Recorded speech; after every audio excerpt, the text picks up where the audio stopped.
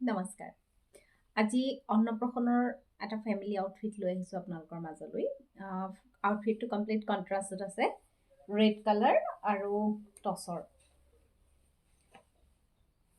ব্লাউজটো আহি গৈছে ৰেড কালাৰত আৰু ইয়াত টচৰ ৰেড কালাৰ দিয়া পটি আছে।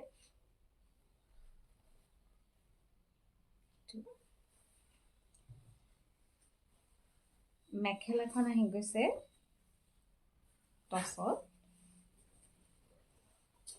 আৰু চাদৰখন আহিছে ৰেড কালাৰত।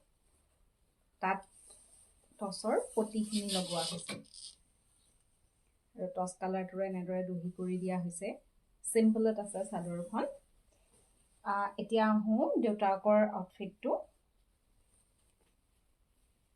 টচত এনেদৰে পাঞ্জাবীটো বনোৱা হৈছে। তেওঁ বেছি ফুল বা কিবা থাকিলে ভাল নাপায়, সেইকাৰণে অলপ তলত আৰু হাতত আমি ফুল দিয়া নাই, অকল কলাৰটো দিয়া হৈছে। আৰু এতিয়া আহোঁ মেইন এট্ৰাকশ্যন আমাৰ অন্নপ্ৰসন্নৰ। এইটো হৈ গ'ল জেকেট আছে ওপৰত, ৱাছকোট। এইটো আপোনাৰ সন্মুখটো খোলা থাকিব, যিহেতু ছমহীয়া বাচ্ছাৰ সন্মুখটো খোলা নহ'লে পিন্ধাবলৈ দিগদাৰ হয়। এইটো ওপৰত আহি গ'ল ৱাছকোট আৰু এইখন আহি গ'ল টিকলামানি ধুতি। ড্ৰেছটো কেনেকুৱা লাগিছে জনাবলৈ আপুনি নাপাহৰিব। মই খুলি দেখাইছোঁ ৰ'ব।